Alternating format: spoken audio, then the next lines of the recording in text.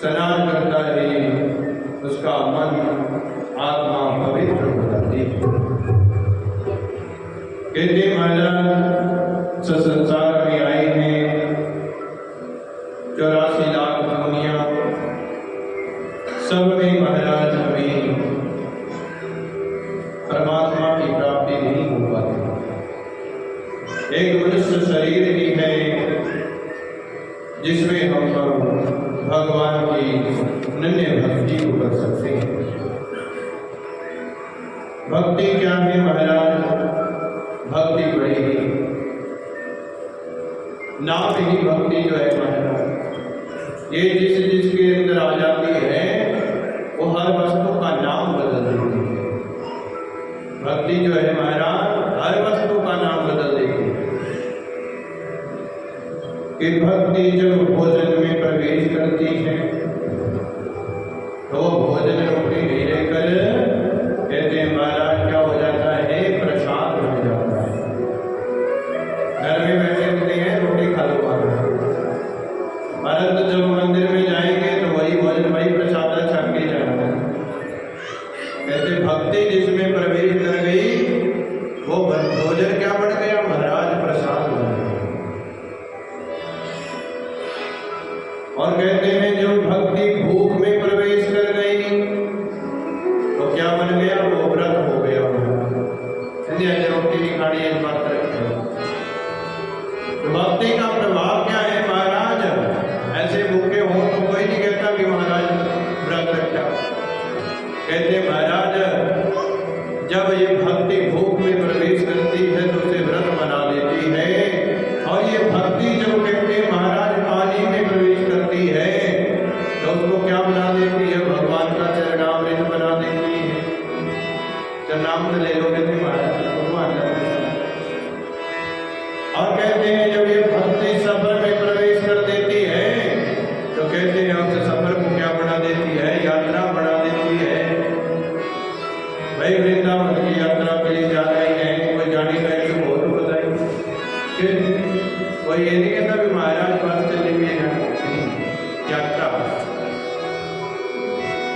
और जब ये भक्ति कहते हैं महाराज संगीत में प्रवेश कर देती है तो संगीत गाना नहीं कहते इसी, तो क्या कहते हैं इसी? विभजन सुनने। तो जब संगीत में प्रवेश कर जाती है भक्ति तो उसको भजन कीर्तन बना देती है। और जब भक्ति घर में प्रवेश कर देती है, जब घर में प्रवेश करती है ईंट पत्थर का ही मकान बनता है और ईंट पत्थरों से ये भगवान का मंदिर भी बना हुआ है। जब भक्ति इस घर में प्रवेश कर गई क्या बन गया? मंदिर बन गया, देवालय बन गया। और कहते हैं महाराज जब ये भक्ति किसी के काम में प्रवेश कर जाती है, कार्य में प्रवेश कर जाती है तो क्या है? कहते भागवत मंदिर में क्या करवाने जाना? सेवा करवाने जाना। तो ये काम में कार्य में ग्राम में जो है भक्ति सेवा बन जाती है। ये भक्ति का प्रभाव है। और महाराज जब ये क्रिया में सेवा बन जाती है और जब ये भक्ति व्यक्ति में प्रवेश कर जाती है, जब हमारे अंदर भक्ति महारानी प्रवेश कर गई तो क्या बना देती है? भक्त बना देती है। ये भक्ति का एक प्रभाव है कि व्यक्ति का नाम ही बदल देती है। आप जितने मर्जी कार्य जीवन में करते रहो और जब आप भगवान से मिल जाओगे, भगवान से जुड़ जाओगे, भक्ति आपके अंदर प्रवेश कर जाएगी तो आपको सब क्या करने लगेंगे? भगत जी हमारा, भगत जी कहने लगेंगे। भक्ति जब इंसान में प्रवेश करती है तो कहते हैं इसे वो भक्त बना देती है, तो अच्छा इंसान बना देती है। ये जीवन का जो है महाराज अमूल्य धन है भक्ति। और सर्वप्रथम कथा जो है भागवत में भक्ति ज्ञान और वैराग्य की लिखी गई। संत महात्मा लोग जो है 88,000 ऋषि समुदाय ये सूत जी महाराज से प्रश्न करते हैं, ये सूत जी महाराज कोई ऐसी कथा सुनाइए जो मम करने रसायन जो हमारे कानों को अच्छी लगती है। चीज हमारी कानों को अच्छी न लगे हम उसे छोड़कर चले जाते हैं। जहां मन न लगे वहां से उठकर कहीं और चले जाते हैं। बोली कृष्ण कन्हैया की जय। तो कहते महाराज ये भक्ति का प्रभाव है। सबने कहा महाराज आप सदगुरु हैं, और जब किसी पर सदगुरु की कृपा हो जाती है तो वो भव से तर जाता है। बिना सदगुरु के आपका कल्याण कोई नहीं कर सकता। ऐसे एक ब्राह्मण के घर में एक बार नारद मुनि जी आ गए। पंडित जी तो घर में नहीं थे, पंडिताइन घर में थी भाई। नारद जी ने कहा कि भोजन करना है, भोजन की इच्छा से आए तो भोजन करना है। और क्या देखा कि महाराज घर की स्थिति ठीक है, परंतु नारद जी ने पूछा हे देवी हम संत महात्मा लोग उसी के घर का भोजन करते हैं जिन्होंने किसी को सदगुरु बना रखा हो, गुरु मंत्र ले रखा हो। पंडिताइन कहते हैं मैंने महाराज अभी तक कोई गुरु नहीं बनाया, आपसे क्या बोल रहा। तो नारद जी ने कहा कि देवी हम आपके घर का भोजन नहीं कर सकते, चाहे हम पंडित ही क्यों ना हो, ब्राह्मण ही क्यों ना हो, कुल में चाहे अच्छे में पैदा हो गए हो, परंतु जब तक यज्ञोपवीत संस्कार नहीं हुआ तब तक हम सूत्र ही रहते हैं। जब तक गुरु मंत्र नहीं लिया तब तक तो महाराज आप द्विज कहला नहीं रहे। आपको ब्राह्मण कर्म करने की वह अनुमति नहीं है, करेंगे तो विनाश होगा। आपका किया जब तक पूजा पाठ कोई प्राप्त नहीं होगा, क्योंकि द्विज कहते हैं महाराज। द्विज का अर्थ है जिसका दूसरा जन्म हुआ। एक जन्म तो हम मां के गर्भ से लेते हैं, और दूसरा जन्म कब होता है जब हम सदगुरु बनाते हैं। कहते हैं महाराज अगर काम कोई करता हो तो कह देते हैं कि महाराज किस गुरु ने सिखाया। जब कोई गुरु नहीं होगा तो उसको क्या कहते हैं कि बेगुरा है महाराज, इसने काम बंदा करना, बेगुरा बंदा है। क्यों मैं घर में टैल पत्थरी लगाना हो, जैसे क्या बना हुआ बट बट के रख दिया। कहते हैं महाराज जब तक जीवन में गुरु नहीं तब तक आपको जो है जीवन जीने का पता नहीं। पंडित जी घर में नहीं थे, पंडिताइन ने कहा गुरु जी गुरु बनाने में कितना का टाइम लगना, आप तो जगत के गुरु है नारद जी महाराज, आप ही मुझे शिष्या बना लीजिए, आप ही गुरु मंत्र दे दीजिए, इसमें कौन सा देर लगनी है। ब्राह्मणी ने नारद जी को गुरु बना लिया, और कहते हैं गुरु मंत्र का प्रभाव देखिए कि महाराज गुरु मंत्र ले लिया। अब सायं का समय हुआ तो पंडित जी जैसे घर में आते हैं, पंडिताइन माला फेर रही है, आज से पहले नहीं मेरी कहते माला। तो पंडित जी ने पूछा भाई देवी किसके नाम की माला फेरने लगे। सारा वृत्तांत बताया कि आज नारद जी घर में आए थे तो मैंने उनसे गुरु मंत्र ले लिया। अब उन्होंने गुरु जी ने कहा है कि सब काम छोड़कर सुबह और शाम को इस मंत्र का 108 बार जाप करना है। मैं तो वही गुरु मंत्र का जाप कर रही हूँ। पंडित जी कहते हैं महाराज आपने तो गुरु बना लिया, परंतु मैंने तो गुरु बनाया ही नहीं अभी तक। तो ऐसा कर जिसने तुझे गुरु मंत्र दिया उसी को बुला ले, मैं भी उससे गुरु मंत्र ले लूंगा। विचार करके जो है कहते ठीक है महाराज अच्छे कर्मों के लिए दिन कब लिखने चाहिए। जब कहते हैं महाराज परमात्मा का कोई काम करना हो तो वही शुभ दिन है जिस दिन आपके मन में विचार आ गया, क्योंकि कलयुग तो 75% पाप युग है, इसमें तो दोष ही दोष है महाराज। पंडित जी ने गुरु मंत्र लेना था, गुरु जी को बुला लिया। अब जब गुरु मंत्र लेना था, नारद जी तो आ गए घर में। पंडित जी कहते हैं पहले आत्म शुद्धि कराऊं, शरीर की शुद्धि कराऊं, तो कहते हैं पहले नदी नालों पर जाना है। तीर्थों पर जाते हैं, नदी नालों पर स्नान करते थे। कहते हैं तीर्थ ना हो तो नदी पास में हो, कुआं हो, बावड़ी हो, उसी पर स्नान करना चाहिए। नदी पर स्नान करने के लिए जैसे ही भागे भागे गए तो नदी पर गए, जाकर डुबकी लगाई और वापिस आ गए। आने लगे तो रास्ते में पंडित जी मिल गए, एक और दोस्त। भाई कहाँ भागा हुआ है इतनी जल्दी जल्दी? पंडित जी ने कहा आज गुरु जी आए हुए हैं घर में, आज गुरु मंत्र लेना है। अब दूसरे पंडित जी ने वह डाल दिया, क्योंकि पंडितों का काम है वह वह डालना। पंडित जी ने वह डाल दिया कि भाई श्राद्ध चले हुए कौन सा गुरु आ गया ऐसा जरा गुरु मंत्र देना गया। या गुरु जी को यही नहीं पता भी चुंगे दिन वहां मंत्र दिया जाता, श्राद्धा के टाइम थोड़ा मंत्र दिया जाता गुरु मंत्र।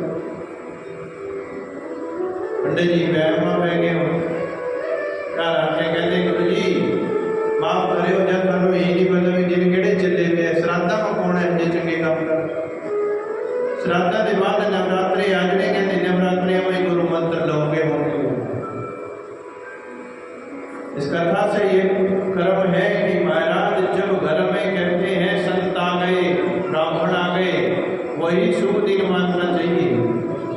शास्त्र तो ये कहते हैं कि संत महात्मा लोग आपके घर में ऐसे नहीं आते, वो तो जब भी आएंगे आपका कल्याण करके ही जाएंगे। गुरु जी ने कहा ठीक है भाई, जब तो गुरु में पहले ही दोष देख रहा है, गुरु मंत्र लेने के बाद भी तो दोष ही देखता रहेगा। क्यों? कई जीव जंतु ऐसे भी है महाराज इस संसार में, कई माताएं, कई बहन, कई भाई जो गुरु मंत्र लेंगे फिर गुरु जी की मिट्टी उड़ती रहना। क्यों महाराज? इसलिए पहले ही सोच विचार कर लो गुरु किसको बनाना है। अरे तेरे मन में तो पहले ही खोट आ गया, इसलिए महाराज अब क्या करें? कोई बात नहीं, अब नहीं लेना गुरु मंत्र, नवरात्रों में दे देंगे, परंतु जीवन की ये लीला कब समाप्त हो जाए कोई नहीं जानता। जीवन की लीला कब समाप्त हो जाए कहते कोई नहीं जानता। जिस दिन वो आती है मृत्यु, सहजादी बनकर आती है, और कहते हैं फिर किसी का समय नहीं देखती, देखती है मृत्यु कि भाई श्राद्ध चले हुए मुंडी चक्कना जब होता है, चक्कने का टाइम होना जाते ही नहीं, उन्होंने श्राद्ध नहीं देखने, दिवाली नहीं देखनी, दशहरा नहीं देखना, ये तो सीधे देखते सब। क्यों? जब किसी की मृत्यु तिथि आ जाए दीपावली के दिन, बल पंडित जी अगे पीछे कार्रवाई करते थे, दिवाली आ गई। मृत्यु की कोई तिथि नहीं निश्चित है, चाहे भाई दिवाली हो, दशहरा हो, नवरात्रे हो, श्राद्ध हो, वो तो जब भगवान ने कृपा कर दी तो ये सहजादी सज धज कर फिर आ ही जाती है। और पंडित जी को नवरात्रे चढ़े ही नहीं है, लास्ट श्राद्ध नहीं मरते। लास्ट श्राद्ध के दिन ये काम हो गया महाराज पंडित जी का। अब गुरु मंत्र के प्रभाव से पंडिताई तो बन गई। कहते हैं भगवान शंकर के घर में जाकर पार्वती मैया की दासी तो एक दिन बैठी बैठी सोच विचार करती है और माँ पार्वती से पूछती है, मैया मैंने तो अपने गुरु मंत्र का प्रभाव देख लिया कि मुझे स्वर्ग की प्राप्ति हो गई गुरु मंत्र लेने के कारण, परंतु मैं ब्राह्मण देवता को भी देखना चाहती हूँ जिसने गुरु मंत्र नहीं लिया, गुरु जी को ही घर दे वापिस लौटा दिया। माँ पार्वती ने कहा वो देख वो मल्ल ध्वज नाम के एक राजा के यहाँ जो है महाराज हाथी बना पड़ा है। अब भवबंधन से, बेड़ियों के बंधन से कोई सदगुरु ही छुड़ा सकता है। बंधन कौन से है महाराज? हाँ पुत्र, हाँ धन, हाँ मेरे काम, हाँ हाँ पशु, हाँ डंगर, हाँ मेरा शरीर, इन्हीं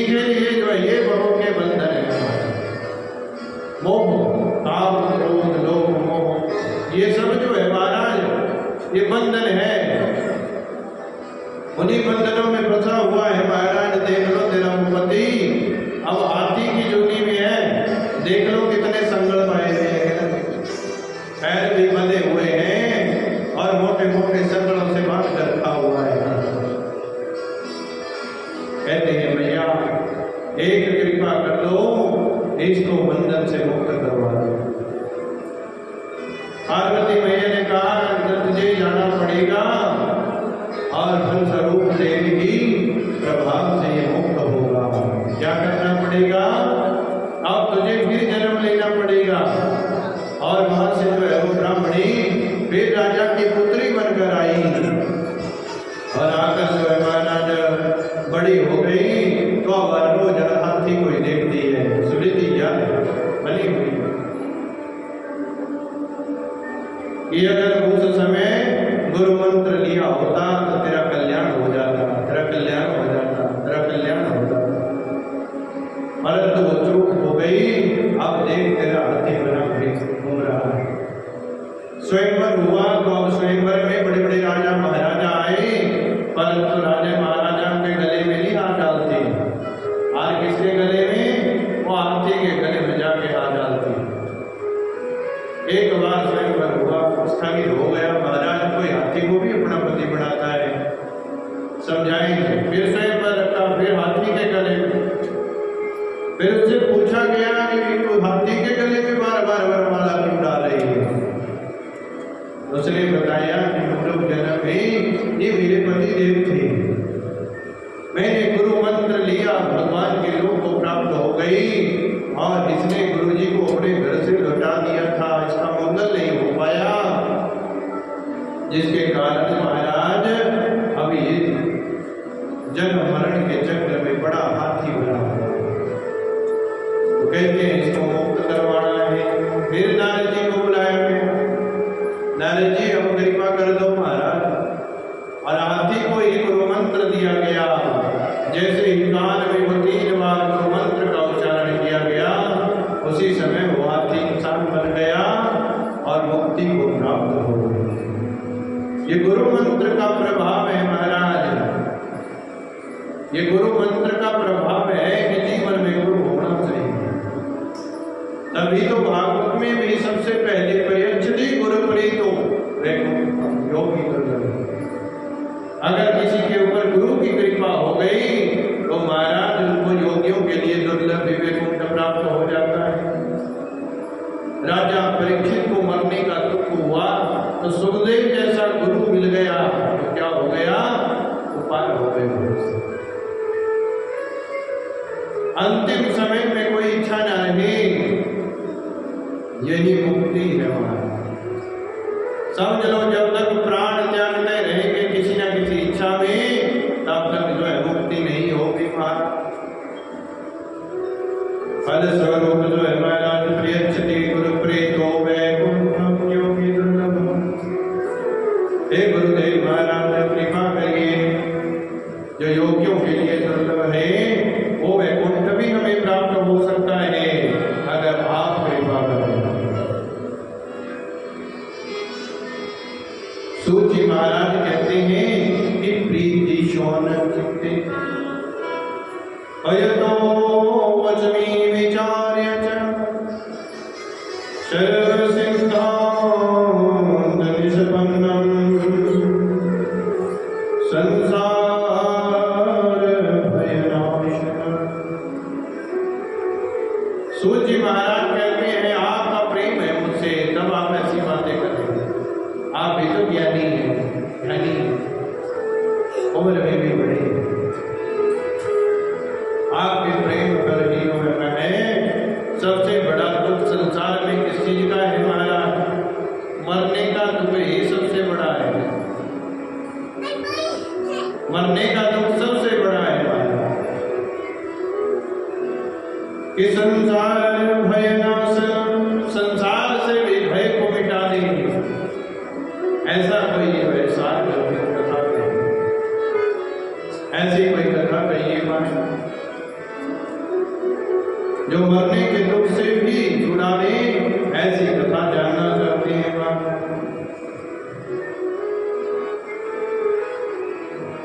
संप्रेक्षिते कथा वक्तुं सभायां संस्थिते शुके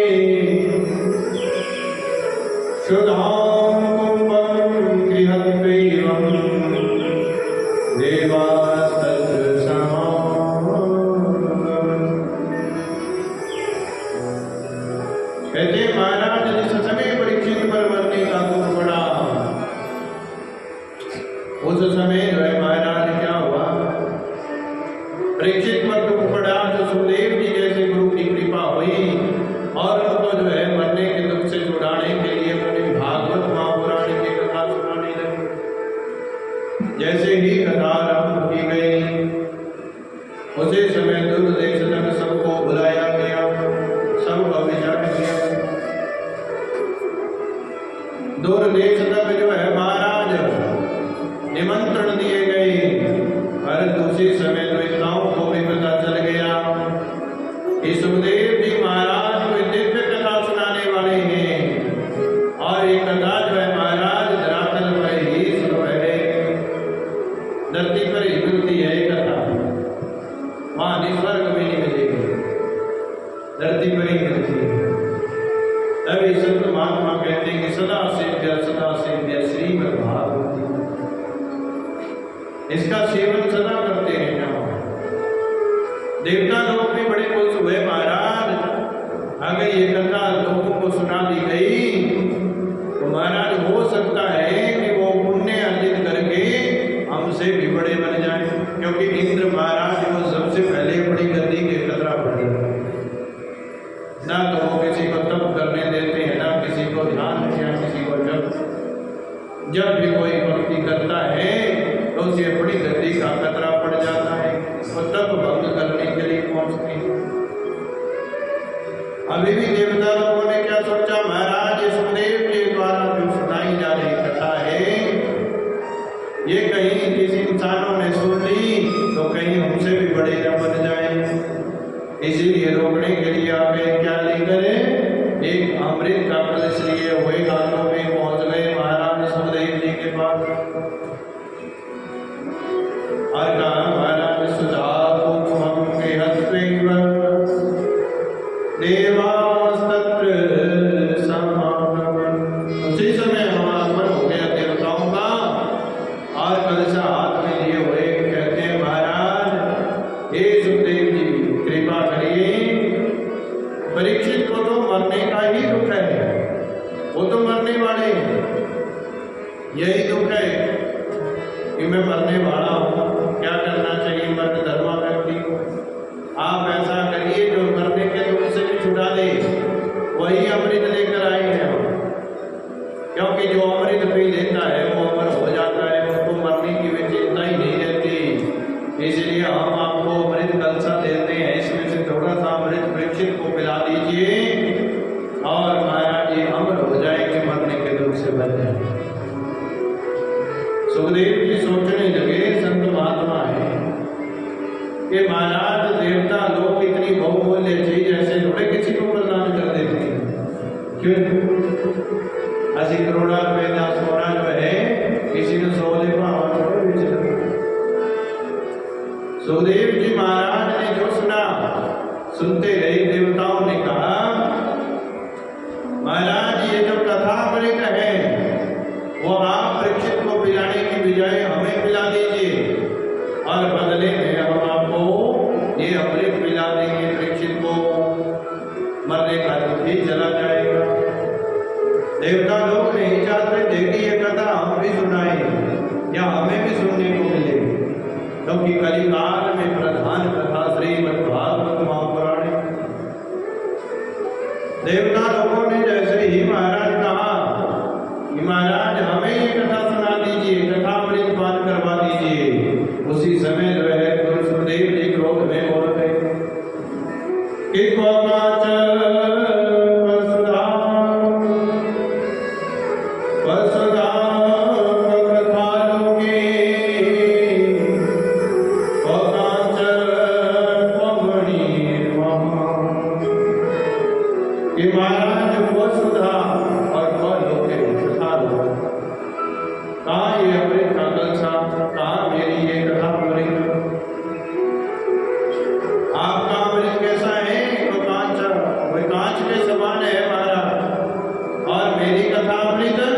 मणि के समान है।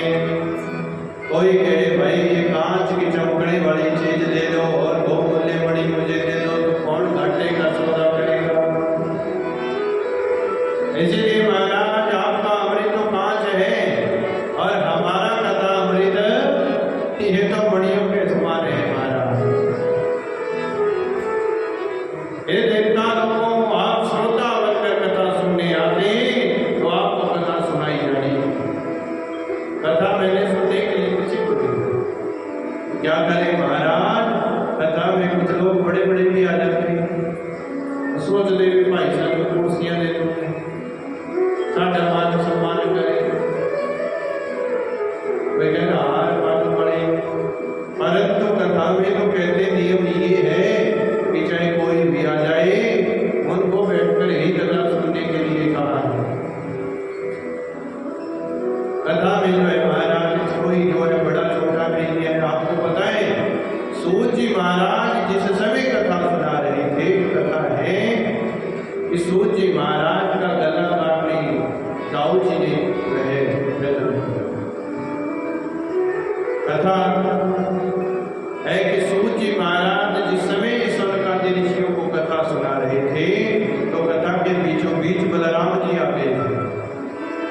कृष्ण भगवान के बड़े भाई बलराम जी तो कहते हैं महाराज बलराम जी ने जो है एक बार देखा कि कथा सुना रहे हैं व्यास जी महाराज और खड़े होकर मेरा स्वागत नहीं किया व्यास जी ने। इसी में जो है गुस्सा हो गए और अपना हल मोसा निकाल कर कहता पहले तेरी कथा करेंगे। तब सबने रोका महाराज ये व्यास गद्दी का बड़ा तकड़ा नियम है, कोई कितना भी बड़ा क्यों ना आ जाए वो व्यास जी का नियम है कि वो वहां से उठ नहीं सकता जब तक कथा नहीं सुनाई। वो किसी का स्वागत नहीं कर सकते। क्यों? क्योंकि हम तो सबसे बड़ी गद्दी के मालिक के पास बैठे हैं महाराज। तीन त्रिलोकी का आसन लगाकर जो है महाराज परमात्मा बैठे हैं और उस परमात्मा से बड़ा कोई नहीं है।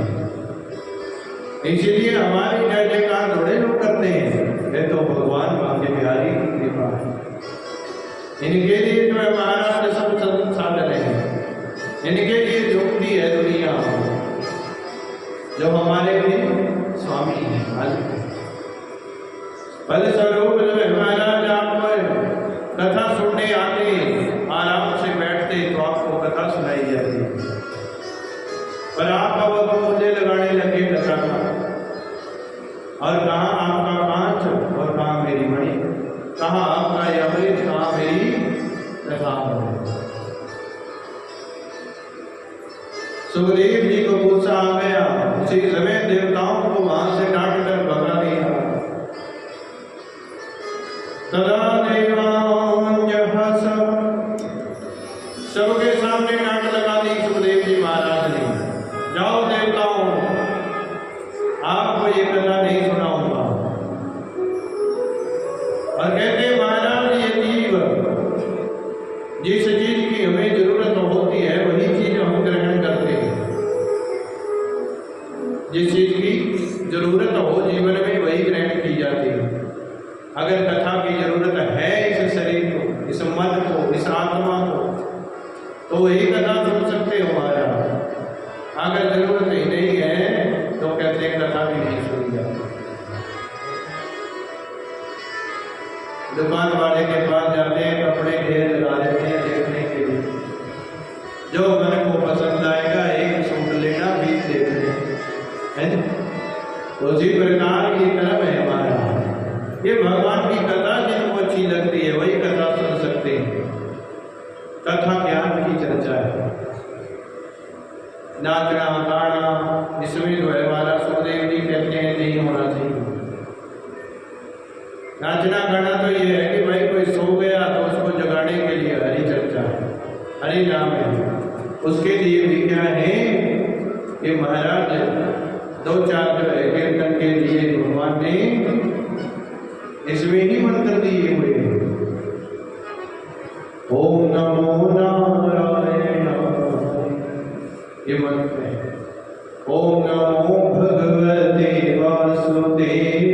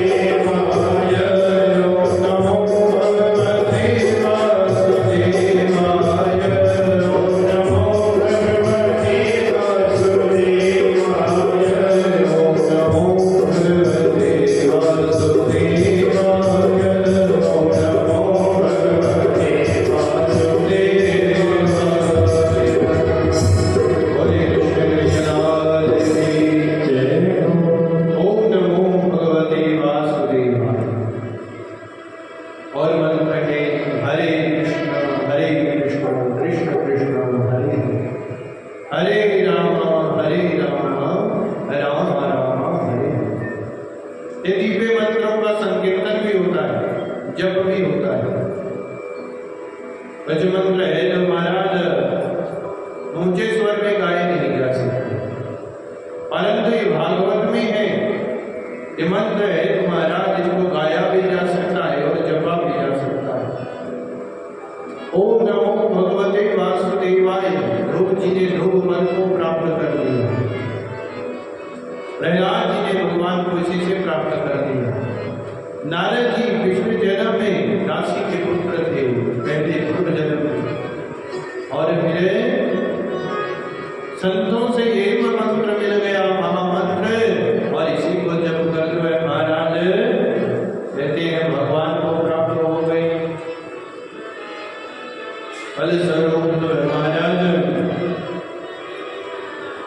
सब देवताओं को भगा दिया।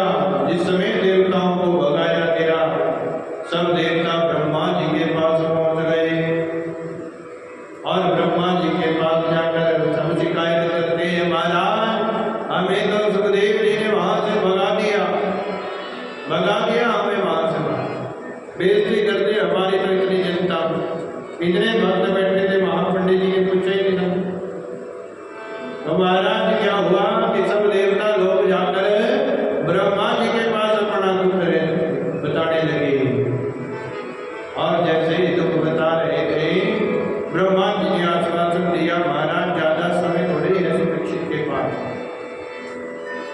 परीक्षित के पास तो कितने दिन है? मात्र 7 दिन है, क्योंकि उनको श्राप मिला है कि 7 दिन के बाद मर जाए, भगवान को प्राप्त हो जाएंगे तक्षक नाम के दल से।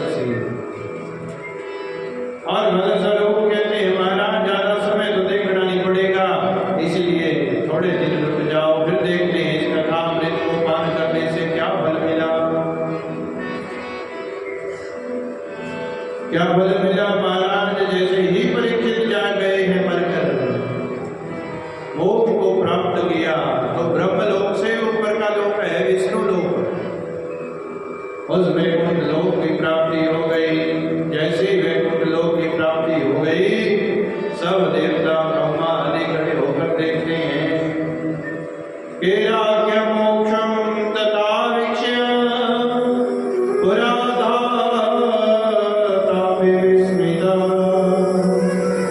सत्य लोके तुलां बद्धा बोधयत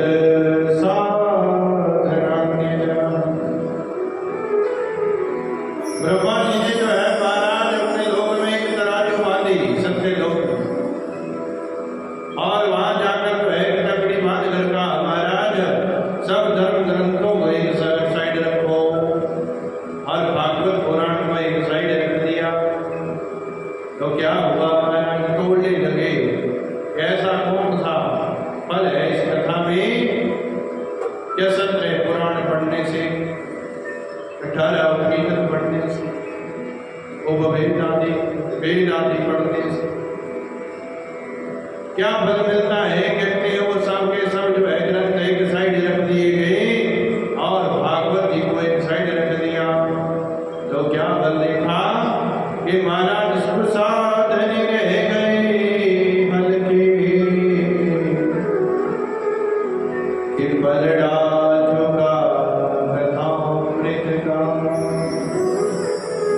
बलड़ा जो गया कथामृत का, और जैसे ही बलड़ा चुका उसी समय में महाराज घोषणा कर दी सब ऋषि मुनियों ने, संतों ने, कि मेरे भगवत रूपम शास्त्रम भागवतम करो पठनात् श्रवणात् सद्यो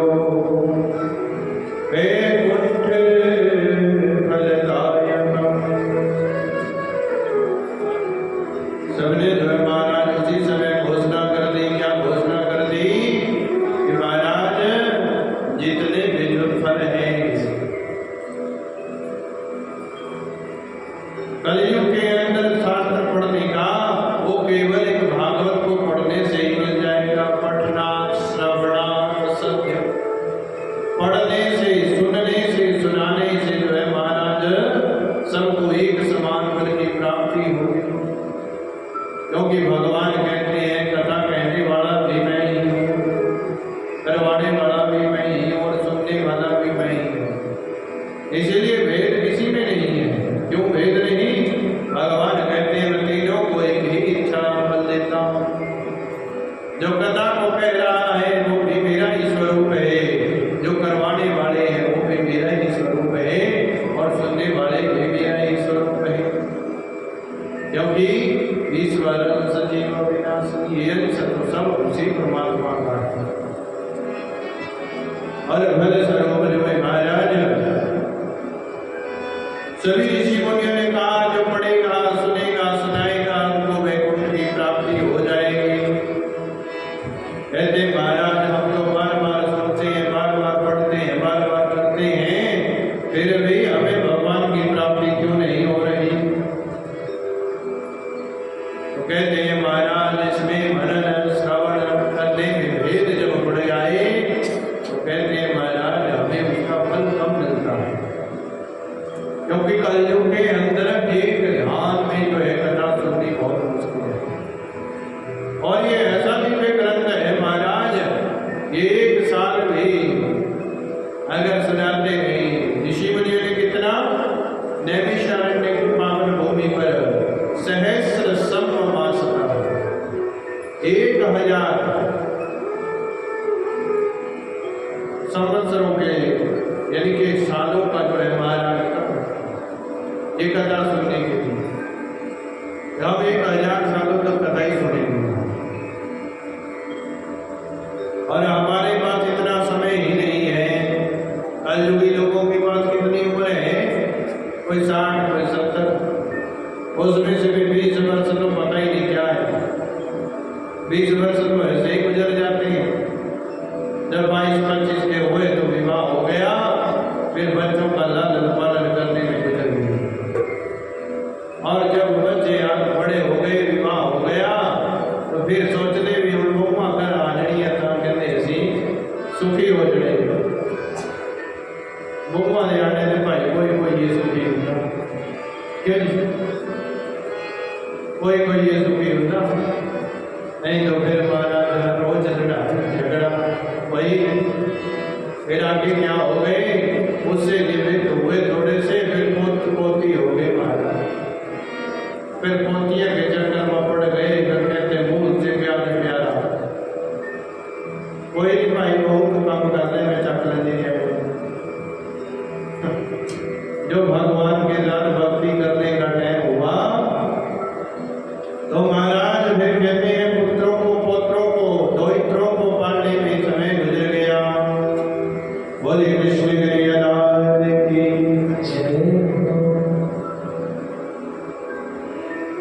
जो समय भक्ति का था वो फिर गवाह हो गया। और जब भक्ति करने का समय आया तो शरीर जवाब दे गया। क्यों? फिर कहते कन्या तेरी सुनता हूँ कट सुनना भी मेरे बच्चा हो पड़ा। जे नाम भी कोई और लेना होगा तो फिर मेरा और दस क्यों? कहते महाराज जब तक ये कान सुरक्षित है, ये आंखें सुरक्षित है, ये शरीर जो है महाराज यात्राएं करने में जो है सक्षम है, तब तक तो भगवान के दर्शन करते रहो। भाव हो ही विद्यते भगवान, भावना में ही भगवान वास करते हैं। अगर आपका भाव है कि परमात्मा हमारे संग रहते हैं तो महाराज वो संग ही रहते हैं। जब तक हम अंदर जो है भगवान शंकर के मंदिर में तो हर रोज जाते हैं, इनको पत्थर समझते रहेंगे तब तक ये पत्थर है। और जिस दिन मन में भाव परमात्मा का हो गया उसी दिन ये आत्मा परमात्मा के बारे में सोचना शुरू कर देती है। बोले कृष्ण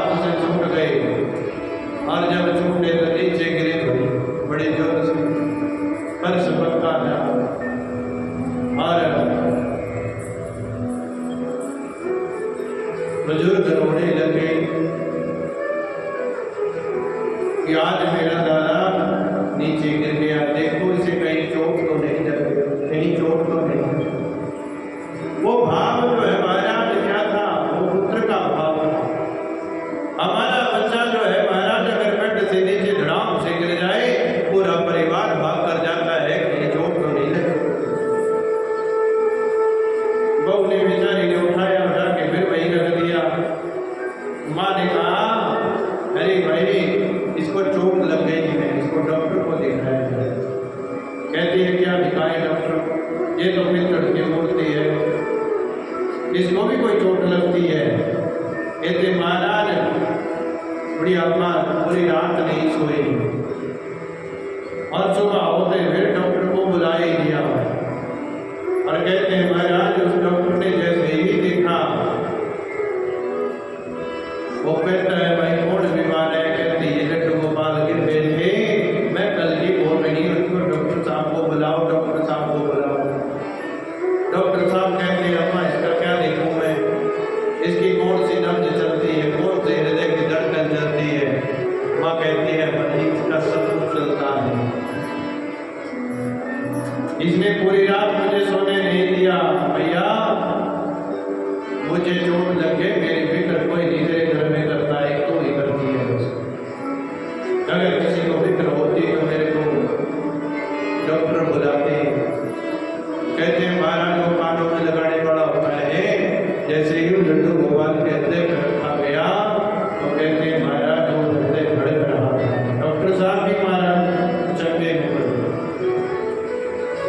ये तो साक्षात है लड्डू गोपाल जी महाराज, भाव ही ऐसे हमारे। और भले स्वरूप जो है जिसका मन इनके सामने लग गया है उनको वो सब कुछ लीलाएं दिखाती है, सब लीलाएं करती है हमारा। इनकी मर्जी ना हो तो आप घर से बाहर नहीं जा सकते, इनकी मर्जी होगी कोई घर। कहते महाराज भगवान की नित्य ऐसी लीलाएं हैं, भावों ही विद्यते भगवान। ये शास्त्र कहते हैं कि भावना में ही भगवान है। जैसा स्वप्न रात में आएगा वैसे ही भगवान का कर्म है। कई बार रात्रि में स्वप्न में आ जाते हैं, आज जो है रोटी की कढ़ाई। हमारी मम्मी जो है रात को 11 बजे में को बनाने चली गई,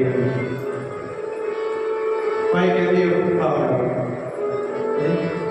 उनका भाव है या तुझे खड़ा है टोपियां खड़ा खड़ा के कीड़ियां कीड़ियां करिए, कभी टोपियां कभी कुछ हल्के में कीड़ियां भाव जो है क्या है वो भगवान के साथ है। हमारे मन में भी भाव कभी जागृत होता है जब वो बुलाता है, कहता है महाराज आज भूखा रह गया, आज भूख से आज फलानी चीज खाने का मन था। कई बार हम विचार करते हैं कि कराड़ी कहते मेरी भी जलेबियां ले आए फलानी चीज दे, मैं तो भूल जाता। कई बार यो प्रत्याशी है कि देखना महाराज जलेबियां कर आऊंगी या नहीं आऊंगी, तो मुझे नहीं हुए किसी मर्जी से पूछे। कहते महाराज भावना में ही भगवान विद्यमान है। भगवान जिनकी सेवा लेते हैं उन्हीं के साथ, मेरे साथ नहीं आते लोग। कथा में मैं बहुत कम लेकर आता हूँ, मैं सेवा कम करता हूँ, घर वाले ज्यादा करते हैं।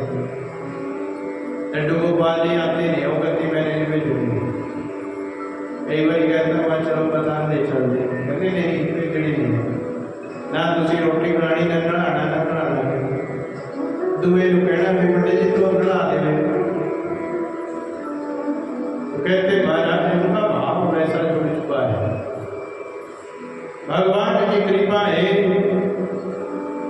कि मेरी भगवत रूपम शास्त्रम भागवतम करो। भागवत कथा ही जो है महाराज शास्त्रों में सबका निचोड़ क्या है, ये कलयुग में जो है महाराज सब शास्त्रों का निचोड़ कथा भागवत है। क्योंकि इतने ग्रंथ पुराण हम पढ़ के क्या करेंगे, शिव पुराण में भगवान शिव की महिमा लिखी, और हरिवंश पुराण में हरि की ही चर्चा लिखी हुई, ब्रह्म पुराण में, पद्म पुराण में, कितने ही पुराण है महाराज। ब्रह्म पुराण में भगवान ब्रह्म का ही सब कुछ पता है। देवी भागवत में माँ भगवती का ही वर्णन किया गया है। इसीलिए सबसे अच्छा जो ग्रंथ है, कहते हैं महाराज सब ग्रंथ अच्छे हैं, परंतु कहते हैं कलिकाल में जो भवसागर से पार करवा दे, भगवान से मिला वाले वो एक भागवत ही है। भक्ति, ज्ञान और वैराग्य, इन तीनों की प्राप्ति जो करवा दे वही भागवत है। कहते हैं